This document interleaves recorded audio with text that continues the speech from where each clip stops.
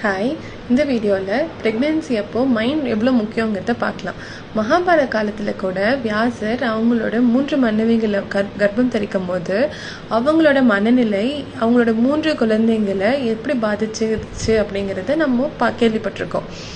அதை அடிப்படையாக வச்சு கனடாவை சேர்ந்த ஆராய்ச்சியாளர்கள் வெவ்வேறு காலகட்டங்களில் நடந்த இயற்கை பேரழிவு அப்போ இருந்த கர்ப்பிணி பெண்களோட ஸ்ட்ரெஸ் லெவலை வச்சு அவங்க குழந்தை பிறந்ததுக்கப்புறம் அந்த குழந்தைய அவங்களோட ஃபிசிக்கல் டெவலப்மெண்ட், அறிவுத்திறன், எமோஷனல் டெவலப்மெண்ட், மோட்டார் ஸ்கில்ஸ் இதெல்லாம் எந்த அளவுக்கு பாதிச்சிச்சு அப்படிங்கிறத ஆராய்ச்சி பண்ணியிருக்காங்க. அப்படி பார்த்ததுல ஸ்ட்ரெஸ்ஸுங்கிறது ஏதோ ஒரு வகையில் அந்த குழந்தைய பாதிச்சிருக்கு. ஸோ எல்லார் வாழ்க்கையிலையுமே கஷ்டம் இருக்கும். அந்த கஷ்டத்தை நம்ம எப்படி கையாளுறோம் அப்படிங்கிறது தான் ரொம்ப முக்கியம். பிறக்கிற குழந்தைக்கு நம்ம கொடுக்க வேண்டிய ரொம்ப முக்கியமான எமோஷன் ஹாப்பினஸ். அது உங்ககிட்ட நிறையா இருந்தால் தான் நீங்கள் அதை கொடுக்க முடியும்.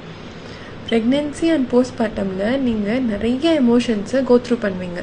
அதுவை நீங்கள் கன்ஸ்ட்ரக்டிவாக ஹேண்டில் பண்ணணும் அப்படின்னா yoga, meditation, journaling, breathing exercise இதெல்லாம் பண்ணாவே உங்களோட ஸ்ட்ரெஸ் ரொம்ப நல்லா குறையும் அப்படிங்கிறத நிறையா பேர் சொல்லியிருக்காங்க. இதில் உங்களுக்கு ஆப்டாக இருக்க ஏதோ ஒரு விஷயத்த ப்ரெக்னென்சி பிளான் பண்ணுறதுக்கு முன்னாடியே நீங்கள் ஸ்டார்ட் பண்ணிட்டீங்க அப்படின்னா பூகம்பமே வந்தாலும் நீங்கள் சிரிக்கலாம். All the best for your pregnancy.